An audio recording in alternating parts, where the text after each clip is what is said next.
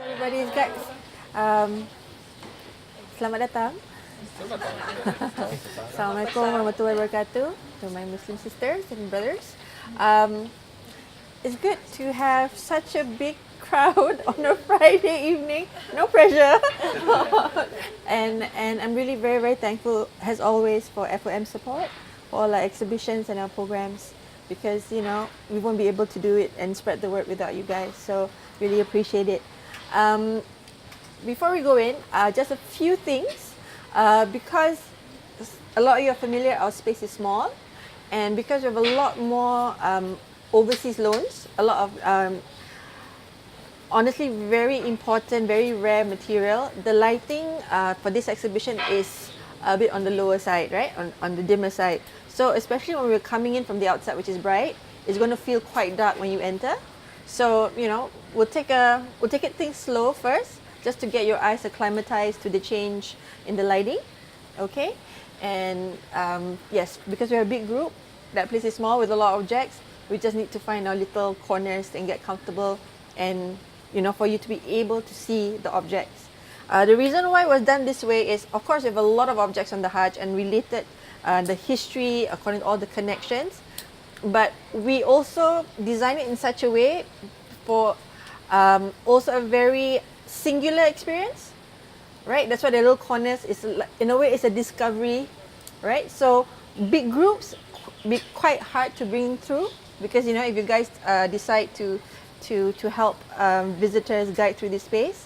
So it's really to allow visitors to take it in, take the materiality of the objects, take the stories in, okay? Because that's how the two exhibition spaces are designed. The first one is a very macro perspective, the history of the movement, about Islam, the principles of it, and focusing on objects, right? Of the movement of objects and ideas. Where the second gallery is going more intimately into the subjective stories of the pilgrims, of people affected, by their own spiritual journeys as well, and the sharing that comes after that. So, it's a nice way to separate what is very much scholarly, if I were to say that, a more objective view of this particular religious observation, and also then, the view of the families, the stories of the community, okay? Because like Orhan Pamuk, the Turkish novelist, we all have museums, right? But now it's about bringing the museum into the home, and it's about people. I'm paraphrasing, I'm very bad at remembering quotes, but I hope this is why, for you to understand why we put so much emphasis on the oral histories from the community. Yeah? Feel free to stop me at any point if you have any questions. I apologize in advance also if there are some questions that I cannot answer to you at this point in time, because I'm concurrently working on 3 projects. Yes, so right after this was up, I'm moving straight away into the Geylang Serai project. So sometimes my synapses get a bit crossed. So please, bring me back. Yes, correct. And if I say something wrong, without thinking, please correct me. All right, no problem at all. So with that, welcome to Undangan ke Baitullah. Yeah, it's a small space, it's a big group, so you have to fill this in. All right.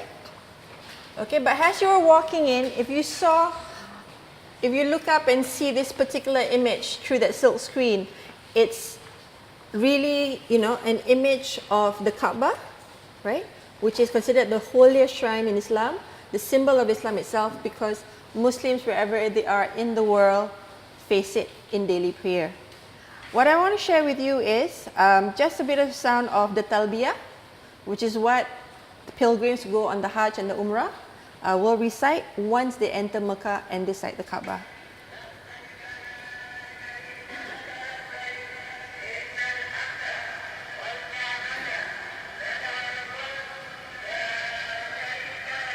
So pilgrims are encouraged to recite this as they're moving, they're reflecting and meditating about their relationship with God. Of course, as they're circumambulating, that means circling in anti-clockwise fashion around the Kaaba, okay? And the meaning of that, in short, is here I am. It's really declaring to God that you have made the journey, you're going through that sacrifice, and you are here. So see me, there is no one but you. I am your servant, here I am. Okay? So, sorry, but before we go on, can you just explain what the meaning undangan ke Baitullah? yes, sure. Undangan ke Baitullah, we use that particular phrase. Undangan in Malay means an invitation. An invitation to Baitullah, and Baitullah here is in Arabic and refers to the house of God. Bait and Allah, which basically refers to God in Arabic. So there's a lot of phrasings, in relation to Baitullah. Usually within the community, it's called seruan, the call to go visit. But here in this case, what we are trying to focus on is that you are really, when you are in Makkah, you are in Masjidil Haram, you're facing the Kaaba, you are being invited by God. And it's an invitation that you choose to take at different points in your time, right? So that's why it's a gentler, exhortation then. So Undangan ke Baitullah, here, when you heard the talbiyah, and then you see these various objects in front of you that is related to Muslim, what we call Muslim life worlds, their practices, their beliefs. Here we've actually set a prayer mat, okay, the sajada in Arabic, and it's facing the direction of Makkah itself, so which is called the Qibla. Okay, so wherever possible in this tiny space, we have oriented it towards the Kaaba. Okay, similarly with the puppets that you see over there. Okay, and the reason why, when I speak, please, I'm not quite sure if at the level of how familiar you are with the Islamic faith. So if I'm repeating myself, just tap me gently on the shoulder too. Prayer is very, is really an integral part of the Islamic faith. So on the 5 pillars of Islam, right, it's second, after the declaration of the Shahada, which is your declaration of faith. So in that 5 daily prayer, it's a pause from the grind of daily life. Is to take a moment to breathe, to reflect. And that's something with a shared practice in a lot of different cultures, to take time out, to reconnect with something bigger than yourself, more spiritual, away from the baser movements of everyday life, right? So this is 5 times a day. I won't go into the history of the Islamic practice because that's not the point of the galleries here, but it's to show the orientation. When you look at the sajada itself, here on the one side, on the right, you have the Grand Mosque of Makkah, okay, where there the Kaaba is at the center.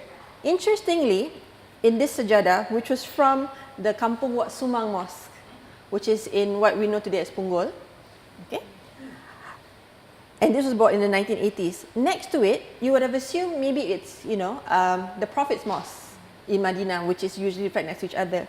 But this particular sajada shows the Blue Mosque in Istanbul, right? So in the sense that the referencing of the geography of the Muslim world, of the Islamic world, and you see more closely in all the other artifacts that you come across here, goes not just, even though the orientation is towards Makkah, also looks beyond it, okay, within the ambit of all the movement of Muslims, okay.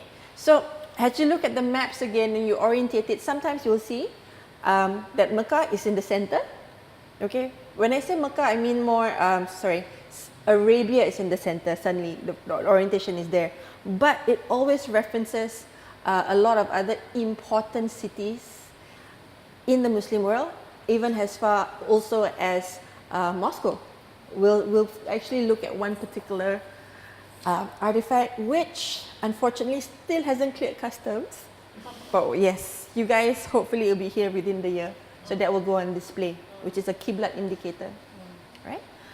So when you have that and you have this particular compass over here, that facing the direction of Makkah itself is so important that it's become a scientific, a mathematical problem to solve if you look at it historically. So that's why when you think about the golden age, all right, of Islamic Islamic science and mathematics, that period, a lot of it, if you come over this way, that's why it's kind of tiny, so yes, so I'll go in here. Yes. So please come again because I know it's kind of hard for you all to be able to look closely at the objects. Okay, this is just a small sampling of the different types of mathematical instruments that, that was used by the various court scientists and mathematicians to really calculate the position of, the direction of Makkah, right, where the Kaaba is. So the idea is that you must know the latitude, of course, right, and the longitude of it. So it's not just a geographical problem. So when you have, many of you will be already familiar with the astrolabe, right, especially those of you who also guide at the Asian Civilizations Museum. And the quadrant next to it becomes the portable version of the astrolabe, right? And this is how also that building that cross-cultural exchange, building on earlier tradition, on earlier scientific mathematical advances from the Greek tradition, right? Is for me, I'm always very cautious about saying it's a purely Islamic tradition, right? It's unique to this particular culture or age, because when we think about developments as eras of globalizations, right? The idea of movement, of interactions between different communities and the ideas, all right? It adds on to the development of human civilization. Not just Islamic, not just Greek, not just Christian, it is human civilization. So always be aware of what came before and what's being built upon. So that's how I try to approach my object. So here, when you talk about calculation, then you have your Western, when I say Western, it means it includes the Islamic world, okay, traditions, and then you have Southeast Asian, right? There is a way that they calculate the movement of time, okay? And that's the idea of what is then auspicious times and is inauspicious times. And here we have one example of, yes, a mathematical way of calculating time, and that's the Javanese, the Pawukon calendar, okay? Where it is a different organization of time. How many days is it again? There are 30 weeks, and yes, the weeks can also vary from 7 to 10 days. Exactly. So because of that, and because it also traces the changes in the moon, right? Moon phases. So there are certain times, and there's definitely great math involved to decide when's a good time to get married, when's a good time to actually go on a voyage, right? So that's the idea of a community being involved in deciding when is a good time to embark on something as important as the Hajj, an arduous journey.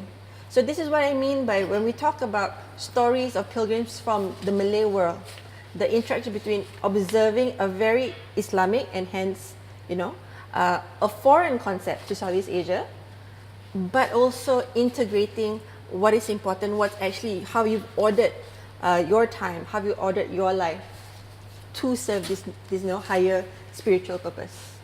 Okay, any questions so far? Okay, great. So, and also to show our links as well within the Singapore community, this particular artifact is a prayer timetable in the 1950s, and this is on loan from Ba'alwi Mosque.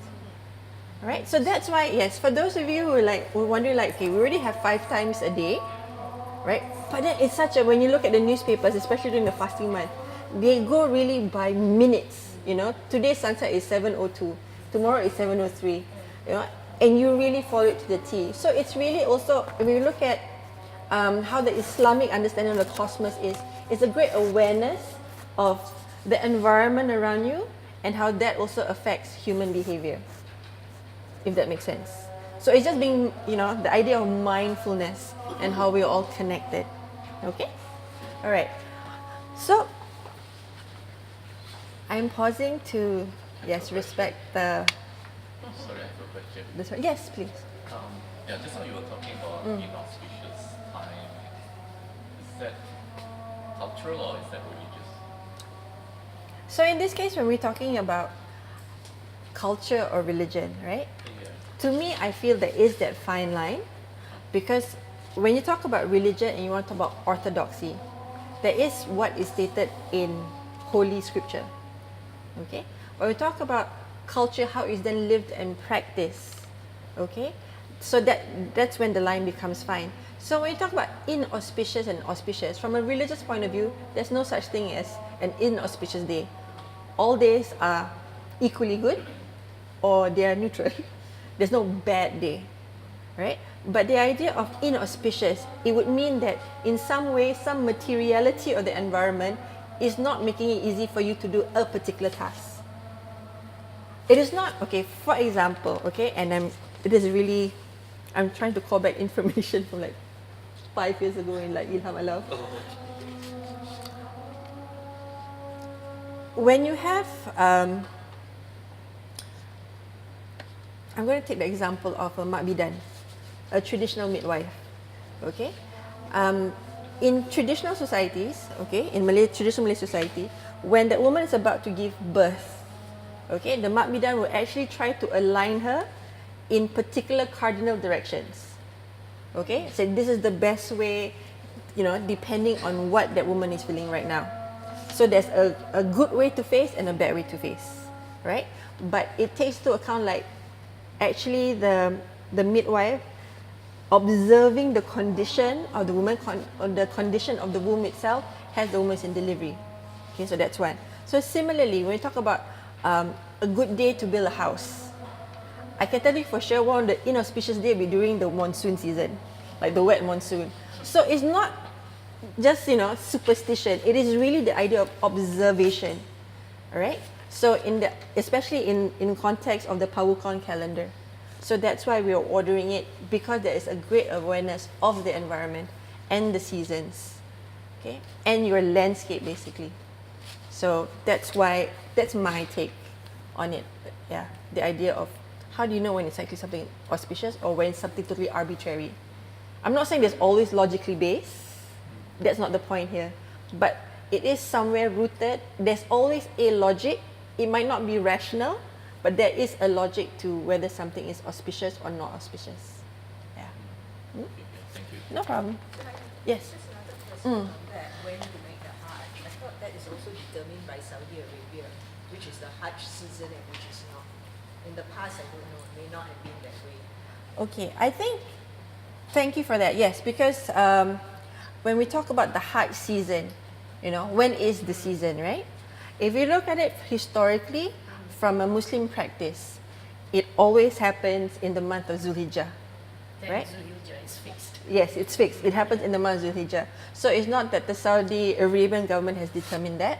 That was when historically the Prophet practiced it from 630 CE, right? Prior to that, some of you would have read that the pilgrimage was something that was already happening prior to Muslim practice, right? Yes. So we don't know actually what month that is per se, but it's the season, at the high season, where there was a lot of trade going on, right? So in this case, Makkah was supposed to be a sanctuary, right? Think back, if you're talking about the desert lands of the Arabian Peninsula, it is a harsh environment. Similar to how in maritime Southeast Asia, there were raids, pirate raids, to get to cargo on ships. In the desert, in the barren desert land, raiding was also very much a part of life. So because of that, that sanctuary is Makkah. It's like, this is the neutral zone, everybody. You will actually leave your weapons outside what was called the haram border. Boundary. Yes, the boundary itself. And then everybody would be able to perform the pilgrimage. So in this case, right, Saudi Arabia, please correct me if I'm wrong, they've only determined right now the Umrah season, just to be able to manage the flow, as increasingly more and more people are able to perform the Hajj, right? That is what they will decide the season. So I think most recently, it's no Umrah during the school holidays, during summer, because you would then be inundated. That's why, and it's also summer is one of the hottest periods of the year. Okay, but for the Hajj, it's determined. Everybody has to be at Arafat on the 8th of Zulhijjah. Okay, it's just that remember when we're mapping things over the Muslim calendar and the Gregorian calendar, that's why it seems to be shifting. Right? Because we have lesser days. Because you have lesser days, correct. All right. But in the Muslim calendar, it's always fixed. Yes, if that helps. If I may just add, Please, because please. I think that's a very Anytime. good question. When is why do we have this concept of when is an auspicious day to go to Hajj? I think maybe specifically when is the auspicious day to sail off, to set sail. Because if I may share my own personal experience, my father-in-law, when we wanted to get married, this was like in 1992, he was still using a calendar. Thank you, because I didn't know what calendar he was referring to. He said, let me take a look and find an auspicious day. So we were solemnized on Wednesday, but the wedding is actually on Sunday. You know, we said, why? He said, oh, believe me, it's good for you. You know, long-lasting marriage, good marriage, because I've looked at the calendar. Correct. Yeah, so now I know what. Yes. In Bali, they still sell the Pawukon calendar. So it's like, you know, our Chinese calendars with the horse races. I grew up with that. Yes, they have that with the Jeff. So we have the Gregorian calendar on it, and then on every day there's actually the corresponding Pawukon day and what is a good. They actually have a column. What's good to do? With illustrations. With for the example, Chinese and the Malay Naga and a together. bird perhaps just pokes against each other. But for the Javanese, I just want to emphasize that it's quite slightly different because most of the Javanese have converted to Islam. So they have changed the Pawukon calendar to suit the lunar calendar, which is different from the Balinese Pawukon calendar. Yeah. So that's why, and you will see actually an example over there, the almanac. Okay. William, I think you're closest to it. Chisian, sorry. Sila, the only two men usually, so sorry. So when you see there, they have a Bulan Arab, which is the Arabic calendar. They have the normal so-called, I can't see, my eyes are bad at the moment. Yes, can you read it out for me? Which one? The different days, different categories. There's the Bulan Arab. Okay. Kongsi tiga karangan dunia Islam. Yeah, just the columns. Okay. Okay, so Bulan Bulan Arab, Arab, Hari Pasar, Bulan Belanda. Bulan Belanda. Yes. Yeah. So the Gregorian calendar in this case is referred to as the Dutch month. Alright, the Arab month, and the Hari Pasar, that's the one which is in Javanese.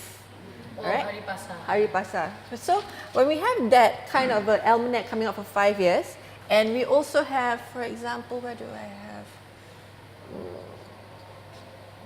Okay, never mind. What I wanted to also underscore with like what, sorry dear, I forgot. Yes. Can you please refresh my memory? Your lovely name? Geraldine. Geraldine, yes. When Geraldine said like about how the Saudi Arabians have tried to control, you know, when actually the season of the Hajj is, the idea of controlling the movement of pilgrims is not even as recent as that. So from the earlier period as well, if you look at that particular manuscript, okay, that document, that is actually a letter, okay, from the head of the pilgrim services, okay, in Makkah to the Ottoman Sultan. Okay, and this was written in 1914 on the eve of World War I. Okay, so the letter was addressed to the Ottoman Sultan Mehmed V. Okay, and this is basically a report on the conditions of the Hajj for that particular year.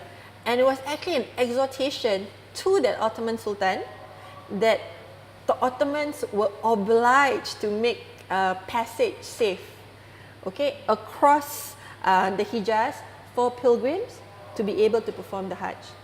Alright, so it was reported like, okay, everybody got to Arafat on time, on the 8th of Zulhijjah, but let me remind you guys, yes, since you are, you know, the sultanate of all these areas under your empire, you are responsible, you know, for the safety of the pilgrimage every year. So it's actually exhorting them to expend more resources to secure the passages from raids or bandits along the way because it was dangerous, right? I mean, some of you who would, also have done research on the Silk Road, the idea of the caravans, right? And those of you who are more familiar with Sirah, the Prophet's history, would have also read about how these trading caravans were in a stretch, right? A long, procession, right? Convoy, yes. I don't drive also, which is why this word, yeah. So convoy, and they would have to look out and take watch because they'll be attacked, right? And some of you also know that the horses of Arabia are some of the fastest steeds, right? So can you compare a caravan full of camels, okay? And of course sheep, because you need to be feeding yourselves along the way, yes? And being attacked by that. And caravans are not just men trading, they're entire families. Yes, so the idea of a safe passage is very important. So here you have, okay, our connections, Southeast Asia to the Ottoman Empire. This particular document is actually like a visa. It's a travel pass issued by the consulate, Ottoman consulate in Singapore. So the Ottomans had a presence in Singapore as early as 1901. This is dated 1901. It's issued to a person called Osman to be allowed to travel in the Hijaz. So you can assume, okay, that as he's going there, he probably went there to trade or etc. Not just to perform the Hajj, but as he's trading, he's most likely going to, yes, stop in Makkah itself, yes, so that he can do his Hajj at Makkah and all the other sites, at the Kaaba and all the other sites.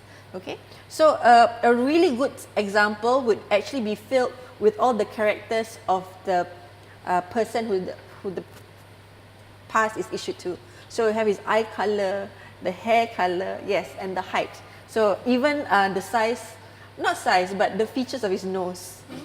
It really is strange, yes, because yes, it's in both in Turk, it's in Ottoman Turk, and it's also in French. So for those of you familiar in French, you can actually see the listings over there. So this is specifically to perform Hajj or to just enter? To enter the Hijaz area, yes.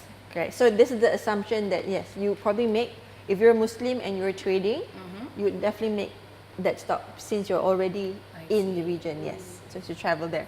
So one of the important aspects about the Hajj for this exhibition is, even though it is a spiritual observation by Muslims, you know, globally, the fact that it is the largest annual movement of Muslims from any point in the world to Makkah, of course, you know, is witnessed by people who are not Muslims in society itself. And especially during the period of high colonialism, all right, the British and the Dutch, this movement was viewed with fascination, for sure, but also with apprehension. Okay? Because why they see their colonial subjects going through so much hardship, right? And preparing themselves for possible death along the journey, never to return. Why this particular pull? You know, to them it's unexplainable, all right? Even though there is also within the Catholic faith, right, the tradition of pilgrimage as well. But even for the Catholic faith, that particular pilgrimage, most of the Catholics, you know, and Christians are on the continent. So this was that fascination because these are subjects from the furthermost parts of Islamdom, the furthermost parts, you know, and willing to traverse that distance, that danger, okay, to be able to perform the Hajj, okay? Always with an eye towards returning. You might be staying there for a while, you know, to learn with other sheikhs, you know, to improve your Islamness, your Muslimness. But the idea of returning is still part, okay, of that experience. So because of that, yes, you see some of, for example, with the Dutch especially, okay, because they also had a longer presence, an earlier presence compared to the British. That particular lithographed book, right, that you have there, okay, and this set of puppets. This is how the Dutch colonial government did surveys, ethnographic surveys of their subjects. So along with that understanding, surveying the land, right, your natural history expeditions to record all the botany, the natural history of a place, they did surveys of the people, all right, and then you encode them, all right, in all these sketches and drawings. So that's why in that particular publication, it's the Indish types. So it's really the types of East Indies persons, okay, has viewed through the eyes of the colonialists. So it's drawn out in terms of what they will dress or the activity that they're performing. And it became fashionable, okay, in the 19th century for rich Dutch officers to commission, okay, puppets to be presented either to the Queen Wilhelmina, for example, okay, and this particular puppet, which is of a Hajah, what was, described as a Hajah because she covered herself upon her return, and this particular puppet is kneeling in prayer, and that was presented to Queen Wilhelmina on her inauguration. Yeah. So these things are actually pretty rare, right? And this we have on loan from the Volkenkund in Leiden, right? Yes, correct. Question. Yes. The survey that you're saying was taken, is it for census purposes or for what purpose? Okay. For census purposes, you have your outright statistics and tables. This brought it to Ethnographic study? Yeah. ethnographic, but also the idea of the exotic. All right, this is what can be presented at expositions. Statistics and tables are boring. That's for your bureaucrats. But in the book, it But was in the book- statistics, right? Yes, it was not. For this one though, it's more vignettes, just Okay, little paragraphs of it's very descriptive. Yeah, so the idea of describing the Far East, the tropics. So it's quite different from those kinds of technocratic, surveys. That'll be quite different. Yeah. It's not a puppet, it's a doll, right? It's a model. The doesn't translation perform, that no. The translation that the Dutch use somehow translates into puppet. I see. But it's basically models. Yeah. For your reference, puppet means a Doll. So that's helpful, yes. Okay, so these are actually, and the cool thing about this is when we actually removed it from the crates, there's actually a fragrance to it. So I'm not sure whether it's the type of wood that is used. There is a faint whiff to it. Yeah. So, but it definitely has been lacquered and it's quite fragile. So, okay, no lights. Let's move. Yeah, but just sorry. Yeah, it's been a while. I just want you, when you come in here, right, when you're talking about colonialism, etc., the idea that to control movement, that became the genesis for a lot of Hajj passes. The passport itself in this part of the world came out from the idea of trying to control the movement of pilgrims from the Dutch East Indies outwards. So earlier on in the 19th century, before the 1850s, every Hajj, every imminent pilgrim would have to pay a Hajj tax before you go, get the Hajj pass, and even more to add salt to the insult. I'm mixing my metaphors, yes. Upon your return, you must pass the test. You have to pass the test before you can actually use the honorific Haji or Hajjah. And that test was administered by the colonial office. Yes, by the Dutch. Yes. Because, okay, so here you'd have, for example, the Pilgrim Pass. This is the Netherlands ones. And you can see, all these images of the people who are going. And some of them were actually from Singapore. Some of the addresses from Singapore. And entire families would have gone. So young children were actually a big part of that journey from Indonesia. Not so much from British Malaya, okay, especially by the turn of the 20th century. But definitely for Indonesia, we had entire families who could afford it sometimes to go. But even then, you had to be mindful. The maritime journey, you have to periodize it as well, because there's one period where you go by sailing ships. Okay? So that journey can take 3 to 6 months because you're going by the monsoons, right? By the time the steamships came, though, at first it was opportunistic also, because these steamships, actually the connections, right, were bringing in Chinese coolies The British steamships were bringing Chinese coolies from China to Singapore. So by the time that emptied out, the pilgrims would then board it and then move. So they sometimes went in the cargo hold in the earlier days because there was no arrangements for passengers actually. Yeah, so that's why a lot of pilgrims would actually go, even in the journey itself, it's hard. And a lot also died along the way because of the conditions on the ships. And this is a very generous sharing with Amsterdam as well, the Institute of Light and Sound. And this is a very rare archival footage of the Hajj from 1932, okay, which traces from the departure from their kampung itself all the way to Makkah in 4x. Right? And when I was talking about how the European public was so fascinated by the Hajj, this actually premiered, was featured as, yes, a gala event and presented as 4X to the Dutch public. The filmmaker himself was a Dutch convert, was a Muslim convert who was Dutch. So from the way you can see how it's been filmed, there is a sensitivity to it, but it's very graphic. And it also includes a death on the ship and how the body is washed and basically buried at sea. So it's pretty cool. How long is it? It's quite long. It's 20 minutes. no, was it 30 minutes? It was about 20 minutes each act. Each act. Yes. 1932. Film in 1932. By steamship, okay.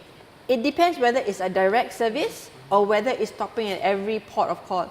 If you're talking about the kind of direct service like the Blue Funnel Line situation, right, at that point, it'll be between 14 to about 18 days. But one way.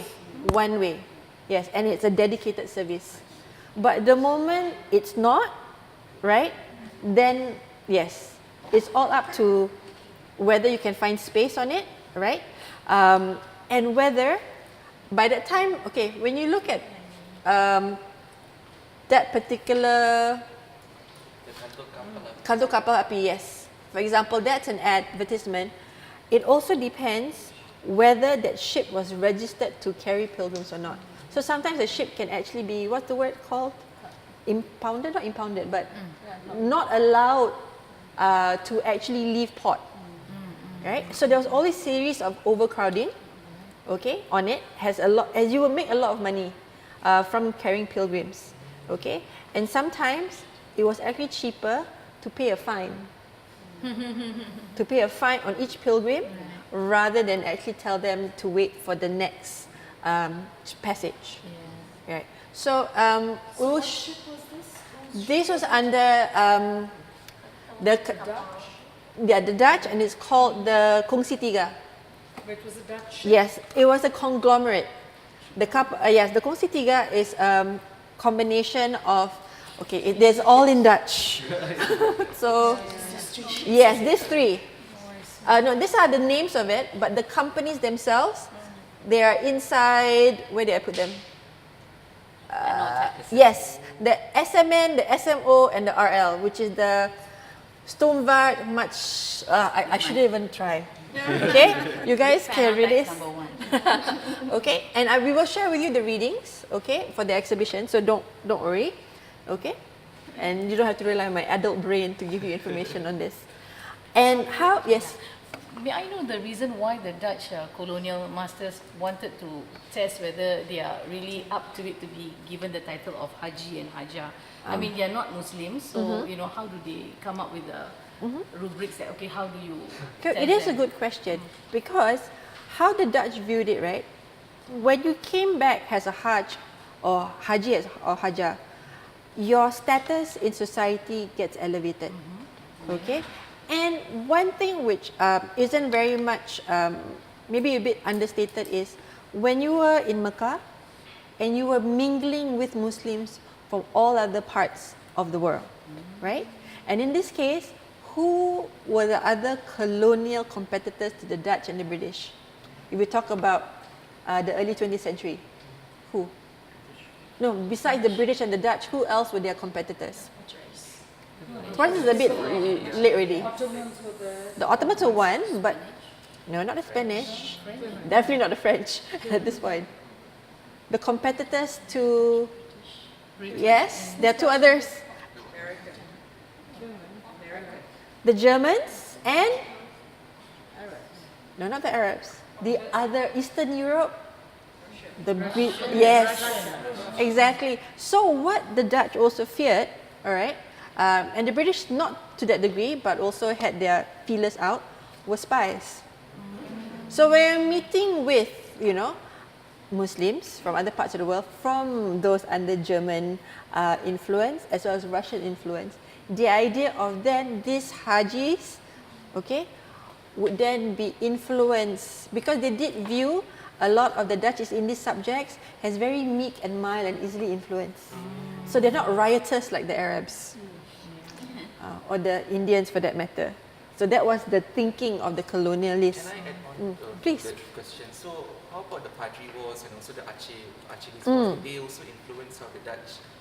Exactly. So because a lot of the leaders of the resistance were seen as religious folk, right, who have gone on the Hajj, So it right? was more like radicalized, afraid of them Oh, being- that's using a term. It's a Yes, current outside. term, but maybe Yes. in the past they also I had wouldn't sim- call it radicalized rather than then being made aware of what was going on in other parts of the world under colonial rule. I see, okay. Alright, so it's realizing that the experience that we have as colonial subjects in Southeast Asia, in the Dutch East Indies, is actually not much different from what's being faced in the Arab world, right? As we face in India itself, right? So the idea, especially for Aceh, that's always been proudly independent as a polity itself, right? It is resisting not just non-Muslim, but just in general foreign. It just so happens you're not, the same religion. It's really because you are not from here. So basically they don't want any uprising. They want this people. Correct. Yeah. Yeah, and when we trained, we were told that they came here because the Dutch were very suspicious and Right. worried about the Yes, whole Hajj thing. exactly. Whereas the British didn't mind. Was more and they laissez-faire. Yes. Facilitated it. Correct. That's what the whole Yes, correct. room upstairs And also said. because, in a way, they are products of the same, Western intellectual thinking. But for the British, they really looked upon themselves as, these are my colonial subjects and hence our responsibility. Right? So the idea of facilitating, right, the safety, right, of its pilgrims is because they are my colonial subjects. They're the Queen's, that's why Kings, etc. Singapore became such a big hub Because, it was yes, British and correct. the British allowed them to go Yes, quite easily exactly. with the Ottoman consulate. Yes, but it doesn't mean that they're not worried about espionage as well. Okay, unfortunately, this temporary gallery exhibition, it doesn't have enough wall space because we had one section about spies. Right, so there are two guys. Yes, I had two pictures actually. I should have brought them out. Very famous, two of them. One on the one hand is Dutch, the other is British. Okay, the British gentleman is Richard Burton. Yes, not that Richard Burton, not that Richard Burton. Yes, yeah, but it's a Richard Burton who was a soldier, British soldier, who travelled not just to Makkah, but before that he travelled to India, and his compatriots, his other fellow soldiers, thought he had gone native. Oh. Because he went and mingled with the locals. He went to brothels. He studied the Kama Sutra. Okay, so if you guys, have time and want to go through YouTube, there is a cool documentary narrated by Rupert Everett. Oh. Yes, that covers Richard Burton's travels through India. Yes, so that's what. The other person, yes, was, okay, forgive me if I mangle his name, Snook Roye. Oh, okay. Yes. How do you spell that? Yes, Snook. Yeah, so we go with Snook, all right. Snook is actually a very enigmatic character, okay, because he's also a Dutch officer, a Dutch official. But he really also studied, okay, Islam. He had friends, Arab friends, Muslim friends, and some say he pretended to be Muslim so that he could go on the Hajj and perform it. But there were also people who said that no, he really converted because the proof that was shown, he had 2 Indonesian wives. 2 Muslim Indonesian wives. Yes. Wrong. Just being a man. You know, yes. And he His yes. wife to his original wife in Dutch. Pardon?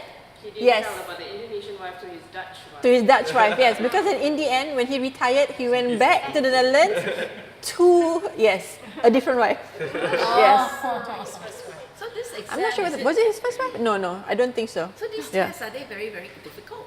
Or like 10,000 pages and 3 hours of sitting? Oh no. That one I can't.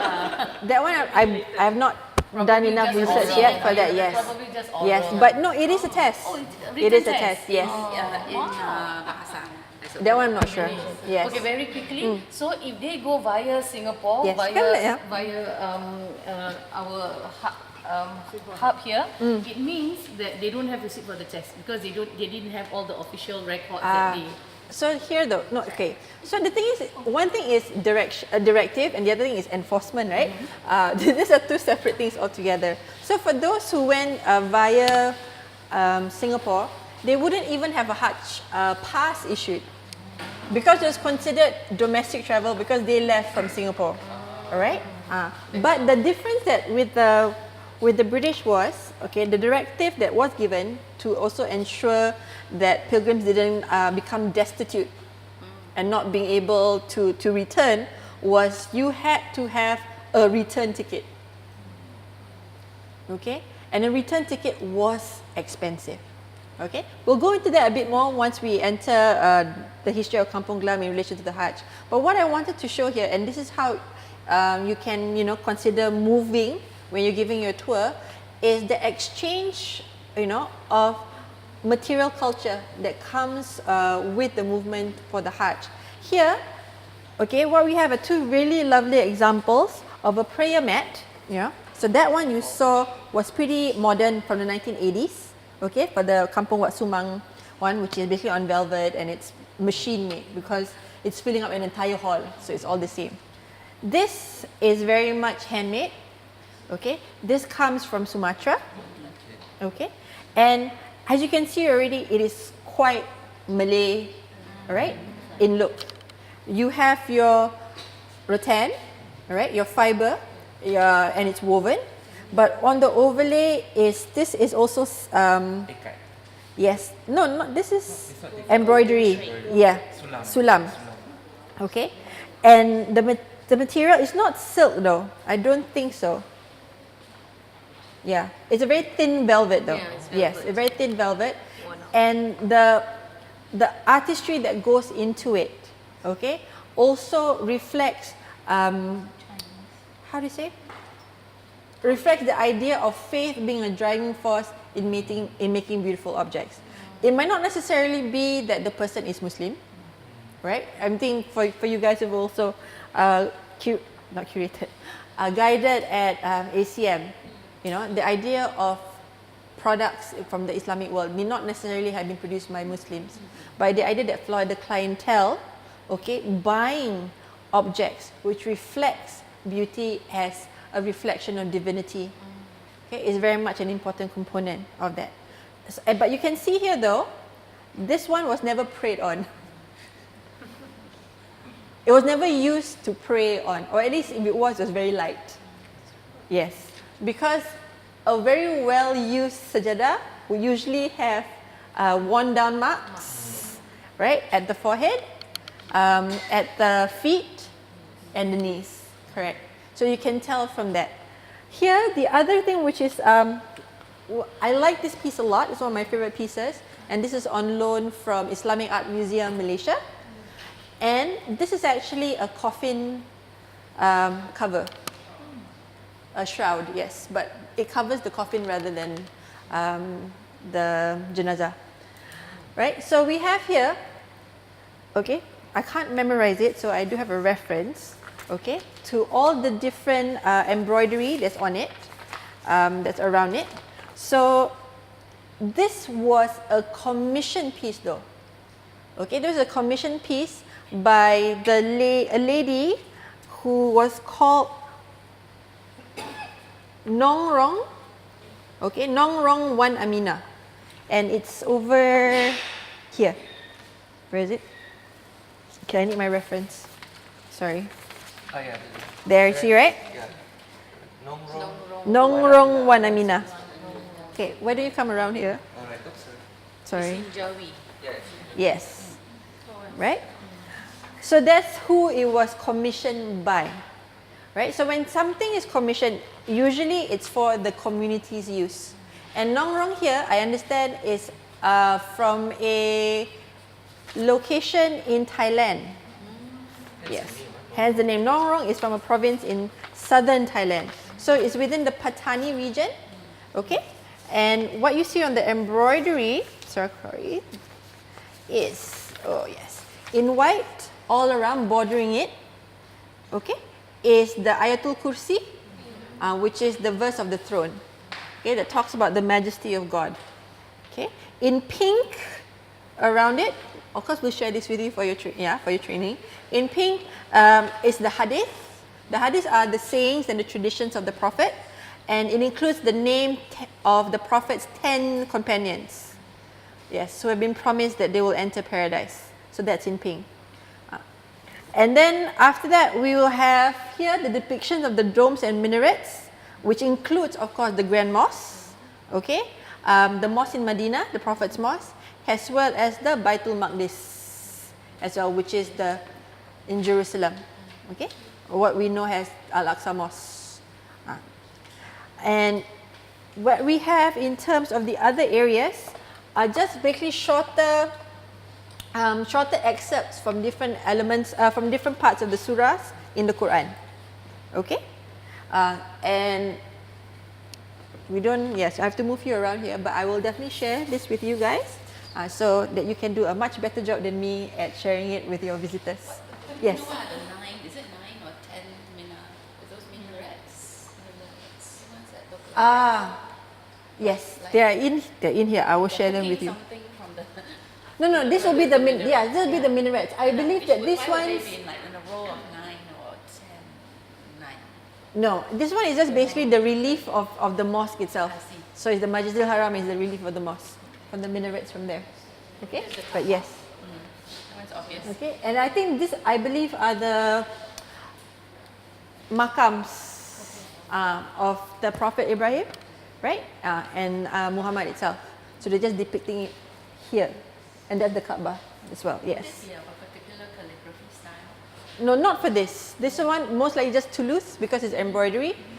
So it's some vernacular form of it, yeah. As I was saying earlier about how all these objects, right, come as part of the trade, we just wanted to show how all these traditions are in this, in the service of being able to express one's faith and spirituality in the Muslim context. So this particular prayer mat is from Gujarat, right? And it's a block print instead. Okay? So in terms of the feel, in terms of the aesthetics, it's different from, of course, the Malay world aesthetic. And up there is a finer example. So this would be more common, right? And that is silk with gold embroidery, and also Indian. That one you actually see some wearing, some worn-off areas at the forehead.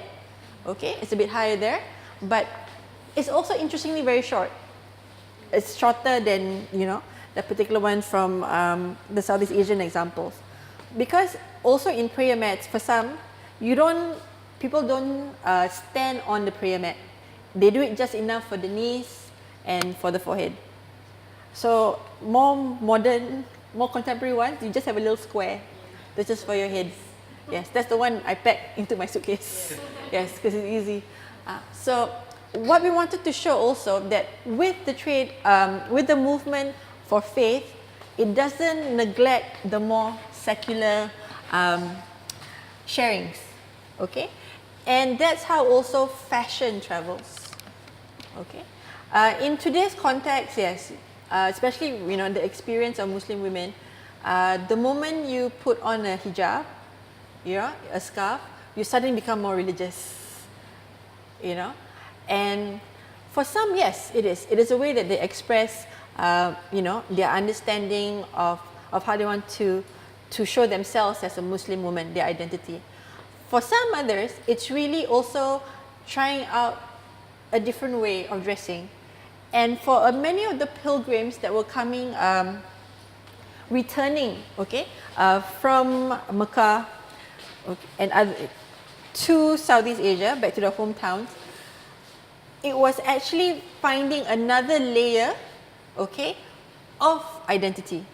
So similarly, some of you, when you were learning about how Southeast Asia at the crossroads and cultures layering upon earlier cultures and traditions, right? To add to that richness, that hybridity, the adaptation. Similarly, when it came to Muslim identity, right? In the Malay archipelago, for example, the Javanese earlier influences, when Islam came, it was incorporated into the practice of Muslim life. So having actually, traveled to Makkah and seeing a different way of how Islam is being practiced. For some, it's actually the purest form of Islam, since that's where the origins were, geographic origins were. And having that has another layer to strengthen, an expression of faith. Becomes something that was actually commonly seen in photographs, and in the items that they brought back. So up till today, these are examples of the prayer mats, right?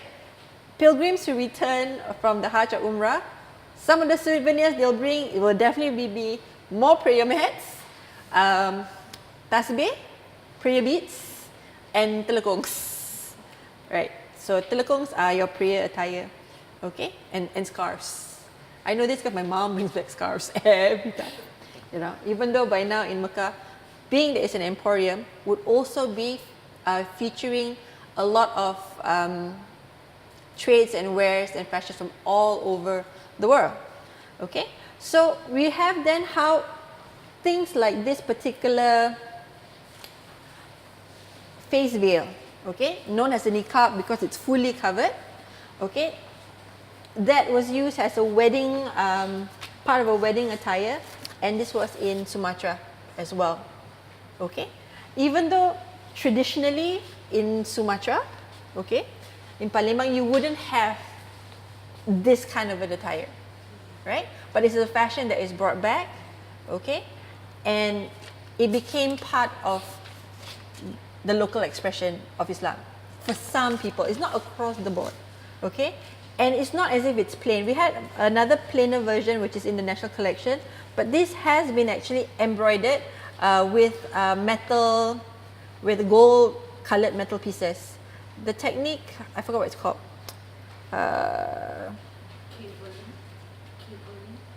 Sorry? Cabling. Kelingkam, yes. Cabling would be English, but I'm not quite sure what the technique is, yes. But the idea of that metal threading, right, is actually also, how do you say it? Being influenced, by the fashions and the techniques in the other parts of the world. So that next to it is from Egypt, yes, and it's also a bridal veil, and they call it Assuit, A-S-S-U-I-T, Assuit style of metal working technique onto a very thin fabric, which is tulle here, and we have another example over that side, right, which is featured there. And in that particular one, it's also very interesting because it depicts different scenes that you would see in Arabia. Also Alright. from Egypt. That one, yes. Oh, this one also, right? But that one is actually from Egypt, but it's collected in Lampung, if I'm not mistaken. Right? So that is collected in Southeast Asia. So Lampung also. the very cool thing about the collection at the Tropen Museum and Vulcan Kuhn, right, is they don't only talk about the origins of the object, they actually tell you where it was collected. So on their text, actually when you do that, it shows you how the object travels, right? The life of the object. So that was actually very much appreciated. So that's how they also organize some of the materials. It's not just Middle Eastern, right? But also how far these objects have traveled. So talking about traveling objects, Yes, I still forget we have that particular wall to cover. A lot of the pilgrims who go on the Hajj are not like in the situation today where it's a dedicated time off. All right, you pack your bags, you take leave, okay, and you have time with God. Okay. For the better part of the Hajj experience, a lot of pilgrims would have to pay their way there by trading. Okay, especially from Southeast Asia, it was a time, along with their normal practice, which is, as you are familiar with when you guide here, the idea of dagang, right? Dagang and travel. So because of that, you would have also objects from Southeast Asia, from the Malay world, that is being sold in the souks in Makkah as well.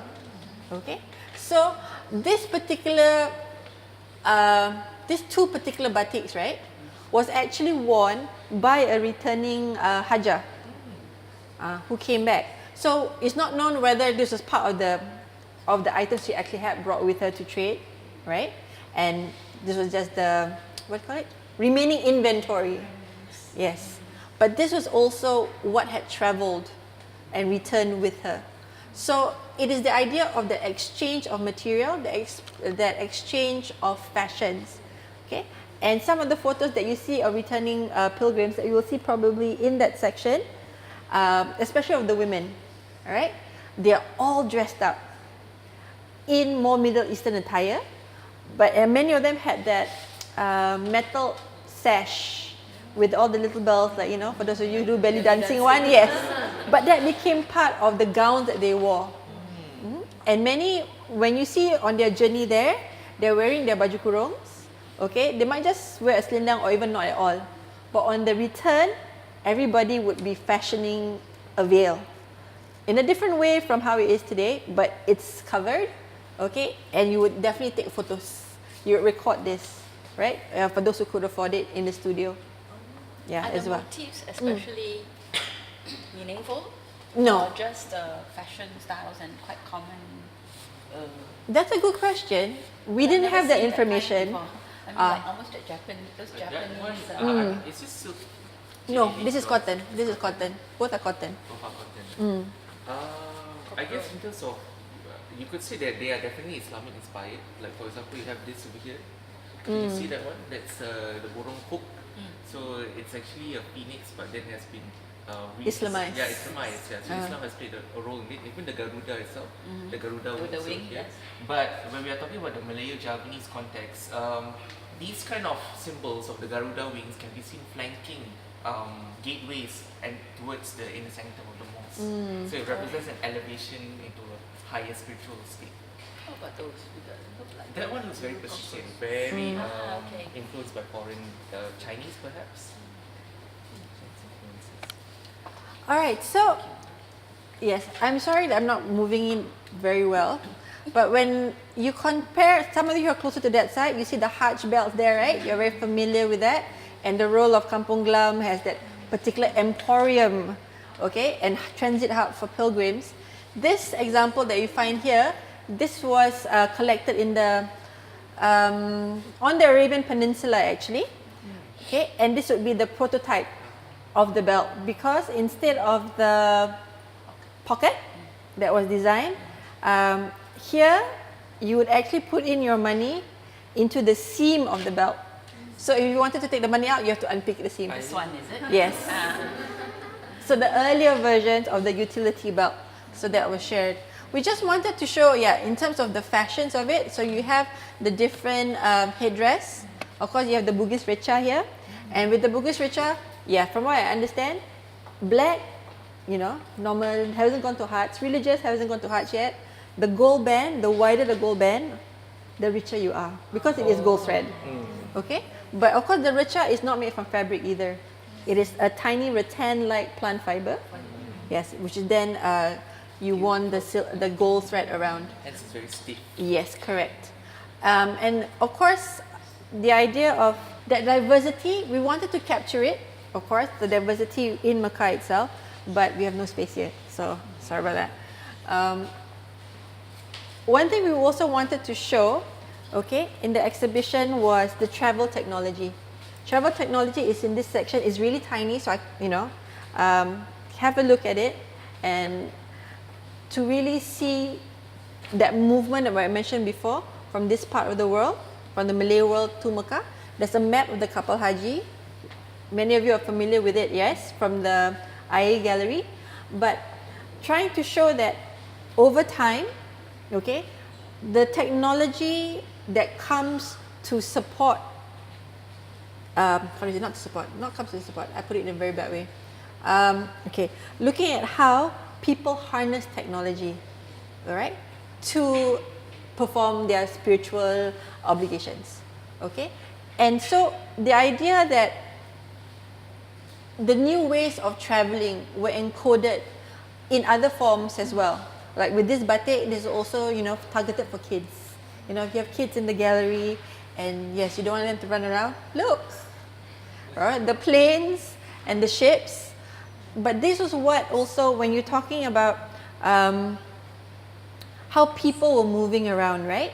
And for the Malay Muslim community in Singapore, the shipping industry itself within the region was, one very impactful, okay, method in which they came to settle in different parts of the region, and especially for Singapore itself. Coming in, remember, seasonally as well. But over time, when you go on the Hajj, when you prepare for the Hajj as well, on the return journey, given what was going on in the Dutch East Indies, right? Was that a place you want to go back to? Right? So the idea of settling in other parts of the archipelago where there seemed to be a greater freedom, okay, to express or to, your spirituality, or even just being without so much, what's the word? Restrictions and surveillance. That's the word, surveillance. Okay? And then for those who wanted to go on the Hajj, like I said before, they had to raise enough money to go on the next passage. If you didn't manage to go,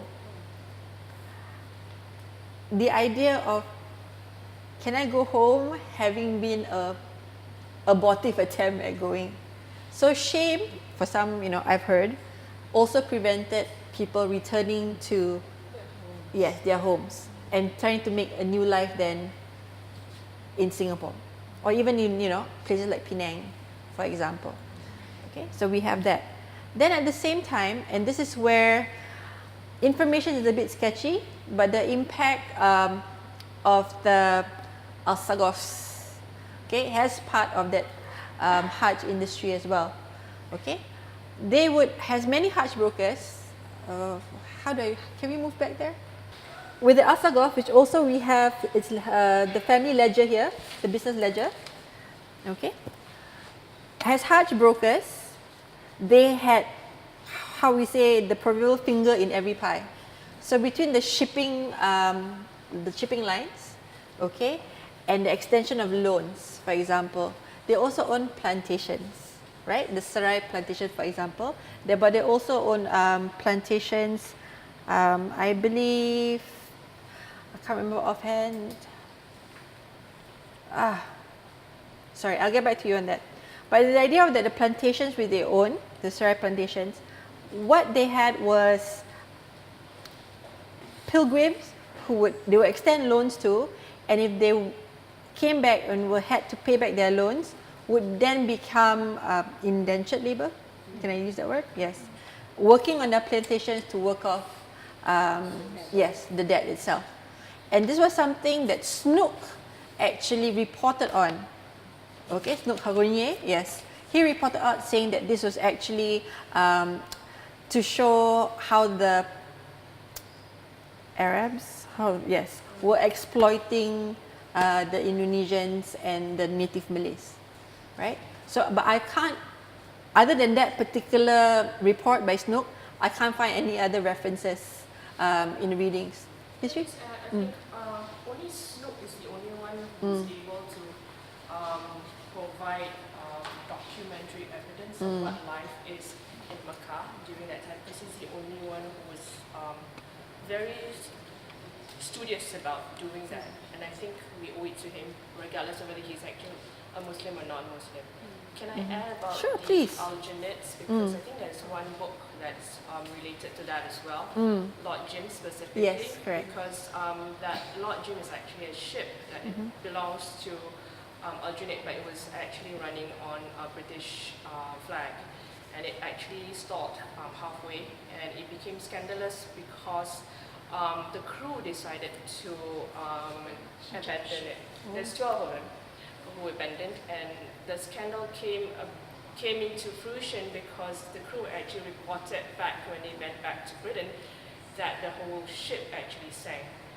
But the 900 pilgrims that was in the ship actually was saved by an ongoing cruise liner, the French cruise liner. Yes. Right? And they were safely performing the Hajj. Yeah. So when they got back, the other interesting bit is that among the 12 people in the crew, one of them came back. And in fact, he was actually last interred, or his grave could have been found in Bidadari cemetery before it was actually exhumed.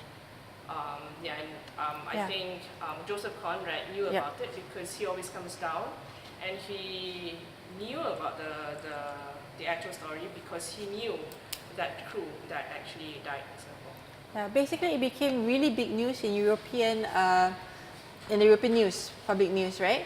Because the Putnam incident happened just 20 years before his book came out. Yeah. Okay. So, in the book itself, it's called the Jeddah. Oh no, sorry, it's the other way around. It's the other way around. The actual ship is called the Jeddah, and in Lord Jim, it's called the Putnam. Yeah. So, sorry. The light is in my face. Sorry.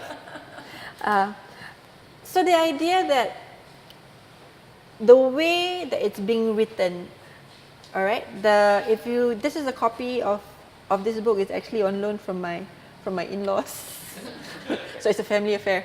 So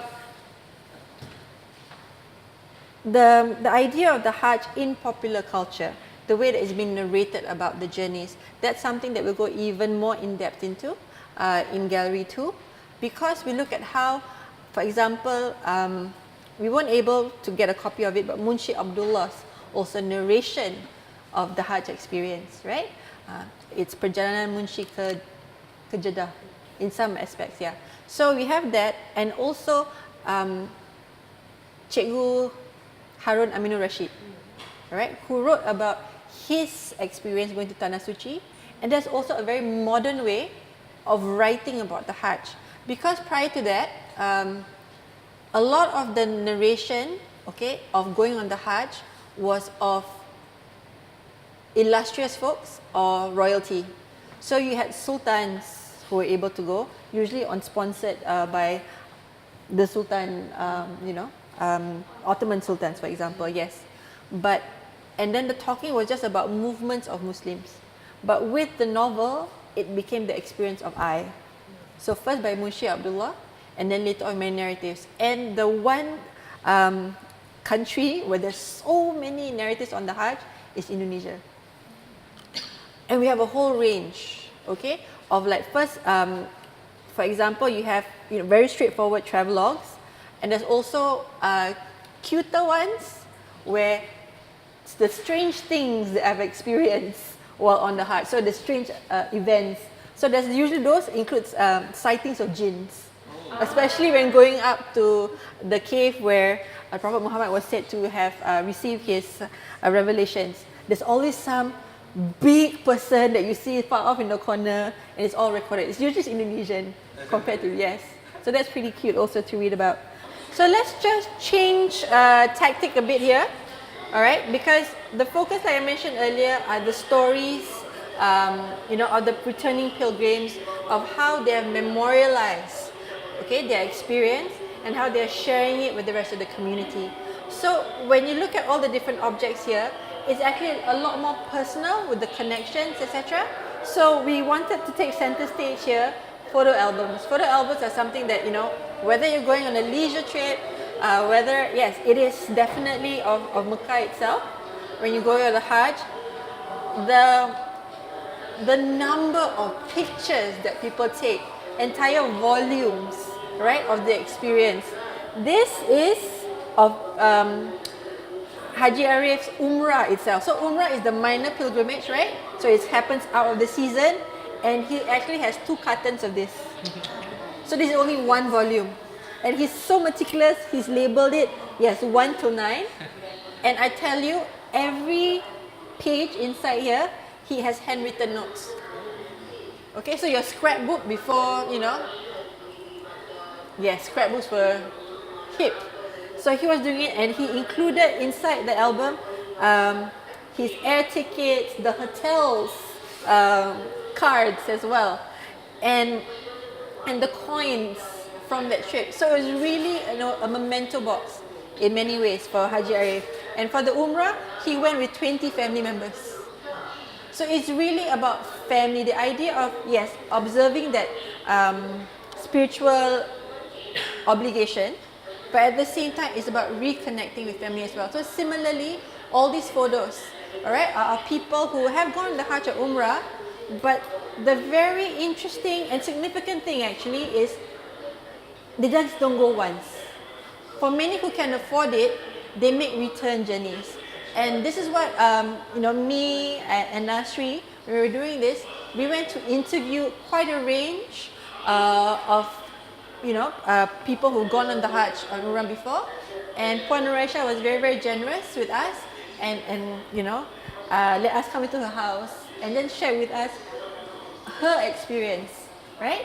And her story was so cute because the first time when she went, for the first time, she was already First Lady with then President Yusuf Ishak, right? Di Pertuan Negara, and they came as the guest of the Saudi government, and she was, I think, maybe in her early 30s when she performed, or was it early 20s, 1960, early 30s, right? She was like, they gave us such a big car and they gave us such a big house, but it's just the 2 of us. So at breakfast, she said, it was like a banquet, and we're like, but we just ate a small plate each, So they actually, well, I'm just not supposed to tell you this, but she said that we actually, after like a week, because it was really, really far from the Kaaba and Masjid itself, they left and checked themselves into a hotel closer, a more modest hotel, but it's closer where they could walk to it, right? But they just felt like, it's fine, you don't have to accord us this. So to show how the both of them really didn't need all the, what's it called? Yes, the pampering or the entourage to go with them. But Tuan Yusof was also accorded the honor to be able to clean the Kaaba or the washing of the Kaaba while he was performing the Hajj then, because that is a privilege that only the royal family has, and of course the keeper of the Kaaba itself. So he was given a palm frond, right, and he went in and he helped wash the Kaaba. So that was an honor which she really remembers and appreciates. So that's why. But when you look at stories of the Hajj itself, for once, it's like I told you the photographs, right? This is a film clip, also very rare, because this was by Harvey Lade, who was one of the staff of the steamship company. What was it? Pardon? No. The British one. The British one. Help me. Yes, the blue funnel is the line itself, but the name Alfred Lloyd, was it? Yes, Alfred Lloyd. Yes. Please forgive me. Yes. But here is actually capturing of the video at the Singapore Harbour, and this is in 1953. Yes. So this footage came a long way. This is courtesy of Jamal Green. If some of you might know him.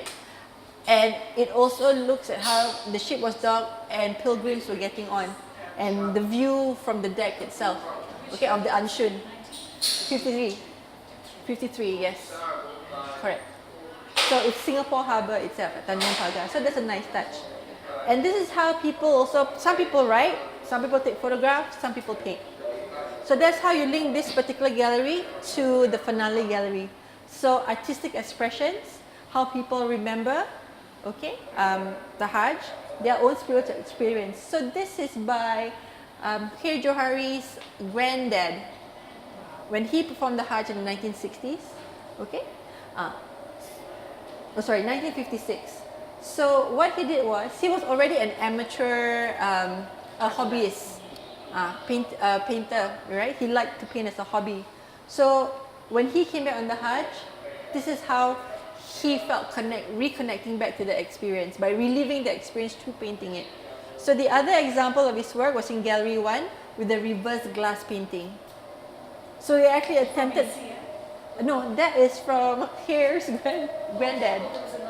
There's another glass one, the green one. Yes, that's an ACM one. So the reason we included that is to show the kind of artistic traditions as well, which get spread. So even with reverse glass painting, interestingly, before it got adopted in the 19th century by Muslim artists, for example, right?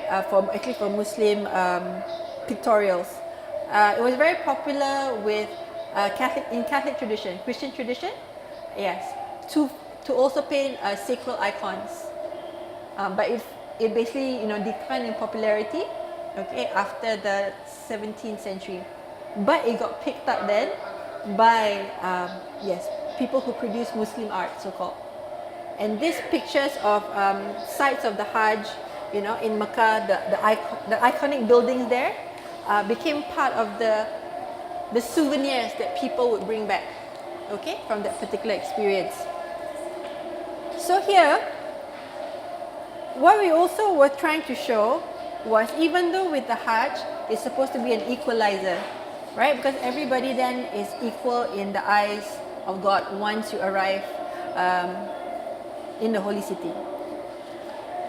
The people who go definitely come from different classes, different backgrounds, and will experience their journeys differently.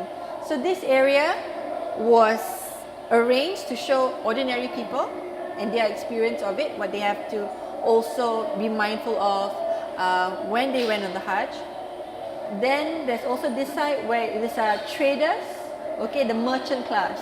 Those who are able, by the image over there, travel in first class when you go on the steamship. So that picture was of first class passengers on the Kuala Lumpur. And with them, their experience of the steamship travel was very much like our modern, more contemporary cruise liners, where you have restaurants, okay? And that particular headset records the story of Puan Radia. Puan Radia was a 12-year-old who went on the Hajj with her grandparents in 1972. I believe, yes, 1972. She went, 72? Or they put say 67. Can't remember. Sorry, I'll let you guys will have the information. But that was rare. Usually go with your parents, For a grandchild, go with your grandparents is quite rare, and that means they were quite well off. And she's like, how did you manage to go with your grandparents? And she said, because I fill out their form. So as I fill out their name, I fill out mine. Right? And for her memory of the Hajj was really a lot the journey of the steamship. Because she was 12, she managed to go up and down from first class to third class, and everybody just like, hey, how you doing? Come join us. So she helped, for example, those who were trading, okay, those who were traders, peddlers on the deck. At the same time, the captain would actually invite her to dine at the restaurant in first class. And the captain would entertain her by playing on the piano, right? And everybody actually, okay, sorry. So that's a bit loud. How old was she? 12. She was 12. And she and her grandparents spent 3 months in Makkah. And the cool thing about when she was retelling her story, it wasn't how I felt when I saw the Kaaba. It wasn't how it was when I did the rites.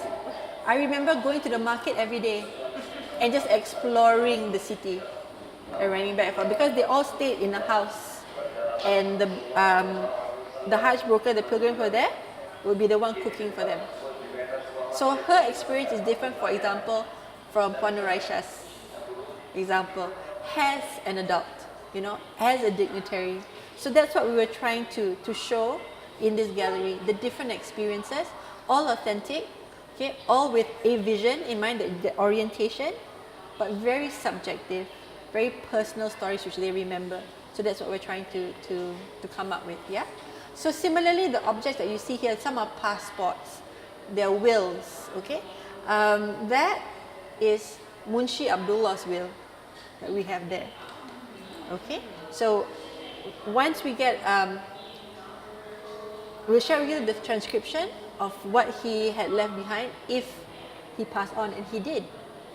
Okay, Munshi Abdullah passed away after he arrived in the city of Makkah, 12 days after he arrived. So he didn't even complete the Hajj himself. So the story, his journey for the Hajj was published posthumously. Did I say? Yes. Was he very old? No, he fell sick. Yes, he fell sick. Yeah, he fell sick on the Hajj while he was on the journey. I think he was struck with cholera. And that's something which a lot of pilgrims also came down with. Such that, right, and the impact in terms of the larger, the global world, that sounds really dumb, global event was, there's a lot of research that went into epidemics coming from the Hajj. So there were medical conferences in Paris, in the UK, because along with global travel came diseases, the spread of diseases, pandemics, like cholera, like dysentery. So similar to the SARS experience as people travel, that was happening then. And they were already tracing those diseases back to ships. So sometimes entire ships were quarantined.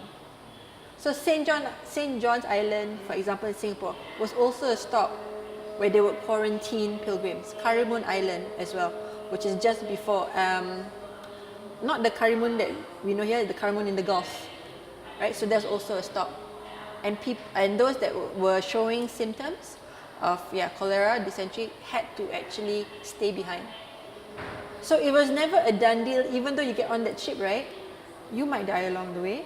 You might be quarantined and not move on. You might die upon arrival.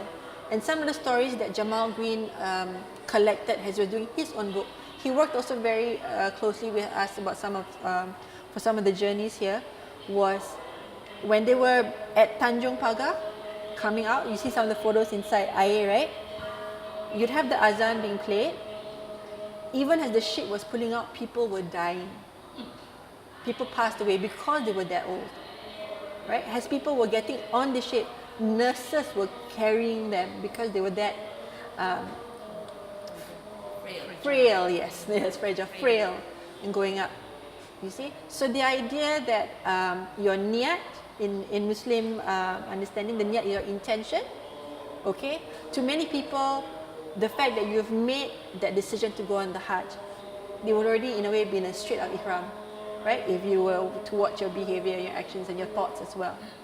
So it's that effort, that sacrifice, that I feel is also a very shared tradition in other faiths, because when you talk about Muslim pilgrimages, you cannot not recall Catholic pilgrimages or Hindu pilgrimages, right?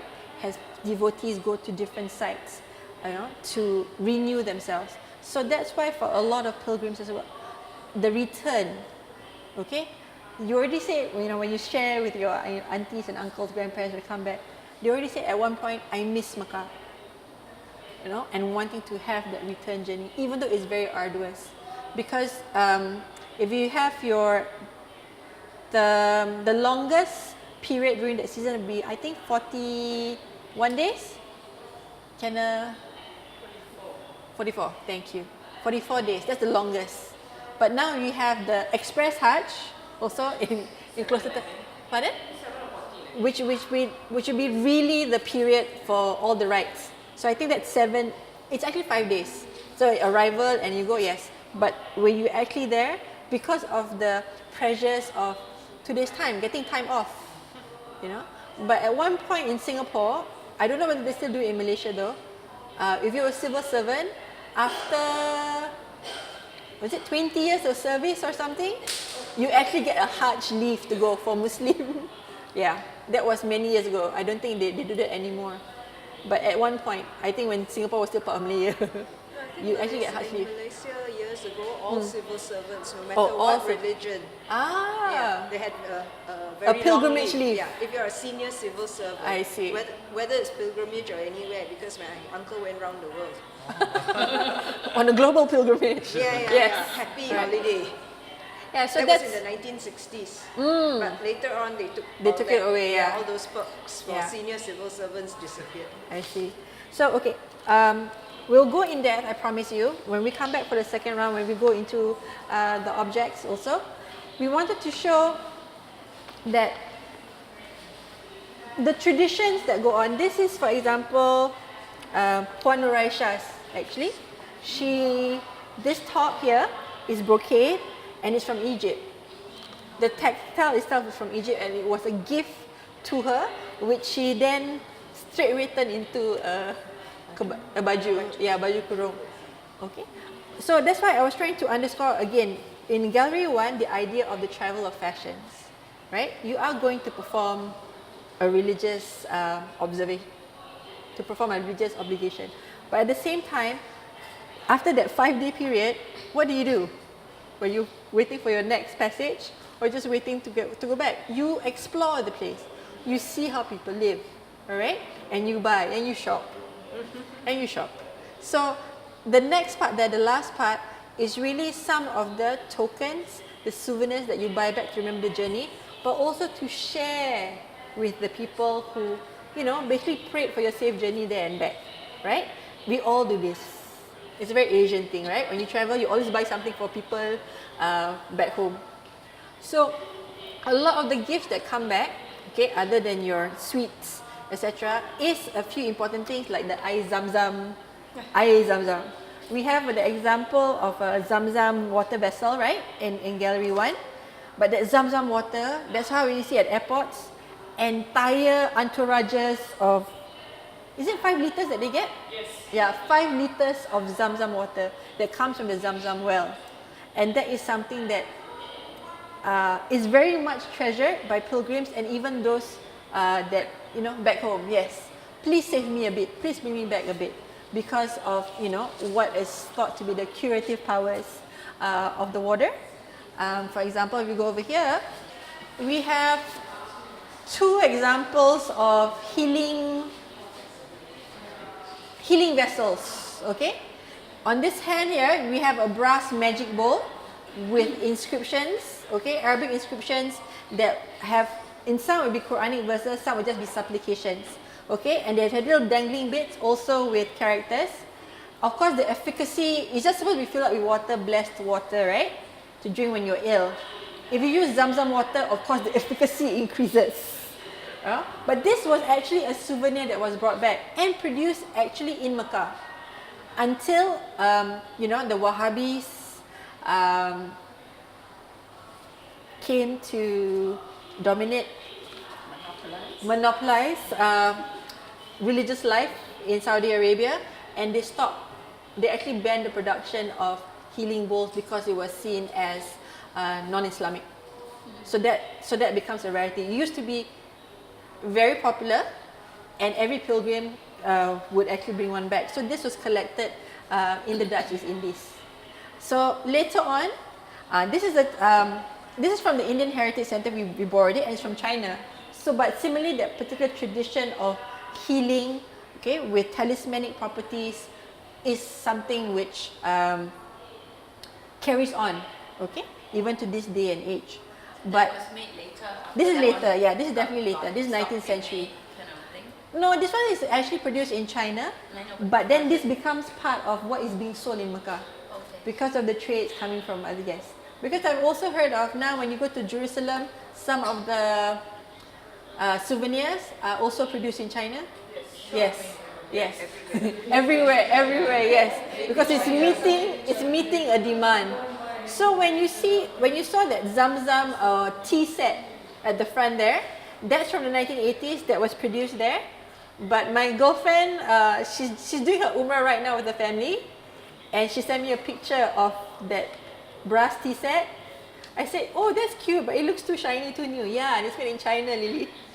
So, but you can see how those are still, you know, very important markers, right, of your journey there.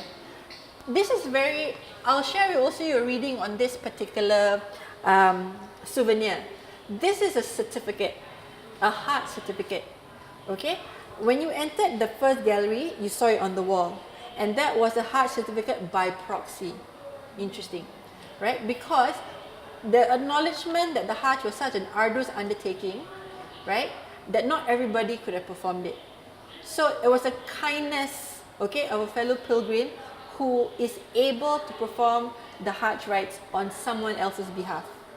Okay? But you have to perform your own first. Then you can do it for somebody else. So that's how somebody gets the berkah. How do I translate berkah? The blessings, okay, of that particular practice, even if you were not physically able to do that. 2 trips, or can it be? No, it's on the same trip. simultaneous? Yeah. You just do the rites for them. So you visit the different sites and you do the rituals at each site. But did Is that that one friend's name? So the certificate at one point it was issued, okay, by the authorities in Makkah, but over time, it actually changed and turned into souvenirs, as such, just as mementos to all the sites, because photography wasn't easily available. Not everybody could afford a camera. Not everybody could draw. Right. Before, but you were not allowed to, because I remember I had to actually do it discreetly when I was with Shaina travel. Yes. Because he wanted to take photos. Correct. No, that is Yeah. that Okay. being allowed to do, not allowed to do, is when photography when people could start affording getting cameras. So hence that prohibition. But we're talking about an earlier period, right, where not everybody can afford it. So this was a way to remember the landscape, So right? is one's name on it as well? That one you feel yourself. Oh, When it like- became a souvenir, you Is fill it that up yourself. Which is the part that would have the name of the This person one, no, this one themselves? is different because No. this one didn't have that The blank like the that. blank. Okay. That one had the see. blank on the other side, and So that one is you bring one back for your friend, also your friend can fill in the blank. you fill up for your friend Oh, lah. I see, I see. Yes. Is this for Badang actually? Or No, that one. This is not. Right? No, this one was a souvenir set already. Yeah. It's pre-printed also. Because when we say proxy, you mean Badal Haji? Yes, Badal Badal Haji. is only meant for those who have deceased. Correct. Yeah. Yes, but that is really so by proxy lah. That's why they're not able to perform it. That means you must be deceased already. Yes, you must be deceased before your families can do it for yes. So if you're Not alive, if you're ill. Can But I thought when you're ill also, you can actually perform it. But I don't know what it's called. Then maybe it's not called badal, but I am aware that you can actually do it for who's sick, like really really sick. Yes, not like with the flu or something, but yeah. No, it's not. That certificate is something that's become souvenir. more like a souvenir. Yes, it's not authoritative. nothing official. It's nothing official. Yes, it's like a marker of I was here. So at different sites, you know, on that pilgrimage, you would actually have people selling it. And Yeah. there are no dates, I suppose. It's just very general. Yeah, but that particular one actually has a date, 1967. So that's pretty cool. And this is how sometimes when you go to a lot of when you go to Muslim establishments, you see how do you say wall hangings, right? Of Makkah, Kaabah, all that. That is actually then a contemporary rendering of what was sets before. So the sets have really fallen out in popularity, but it's now get transposed into all these, you know, bigger pieces. It could be wood carvings, right? But most of the time, it's very bejeweled, right? Yeah. You go to most of the time when you go to a prata place, you'd see one of those as well. Yes. So people saw. Yeah, the cashier. Never in China. Oh really? I've not been, so yes. All right. So this is just to show a range of the things that would have been brought back, and something which is in every Muslim home, 1960s, 1970s, right, in 1980s, is the coal, brass coal pot. Yes, for the eye. And I remember my grandma every day, you know, throughout her life, that was the first thing she would do after, you know, she got dressed, and she put it under her eye. Yeah, and she actually made her own coal. Yeah, interestingly, she made her own coal at one point. So the idea that all these objects travels with you, and it all carries a significance, a personal significance, but it's also tied to this larger global movements. Is how we connect a very Muslim experience to that, a local Muslim experience to that of a wider experience of the Ummah, but to also recall how in each particular tradition, right, every one of you would make those hard decisions, would decide what is the value of faith in your own life, in your own family practices. And that's something which, when you do your own tours, I'd be more than happy if you shared those, and make those connections and references, because that is where the value of traveling is. When you see the wider world, right, and then it reflects upon you as a person, or whatever religious tradition that you come from. And that's what the film artists that we work with tried to show with that particular work, and she's supposed to fine tune it. So hopefully it'll get better. Thank you again, guys. You've been amazing. Please, drop me a line. I know I wasn't as clear as I would like to be, so any clarifications, let me know. But I will share with you guys the bibliography for how we did the research for this exhibition too. Is the Umrah a prelude to doing the Hajj? You can look at it that way, right? The lesser pilgrimage. Geraldine asked about whether the Umrah is a precursor or like a rehearsal for the big thing, the big show, the Hajj. I look at it that way. I did my own Umrah in 2011, and for me that was like, okay, this is what it takes, and I did it. I took an 11-day situation, but I definitely know that when you do the Hajj, it's going to be even more arduous because you're spending time in Mina, and it's a whole different kind of orientation, I suppose.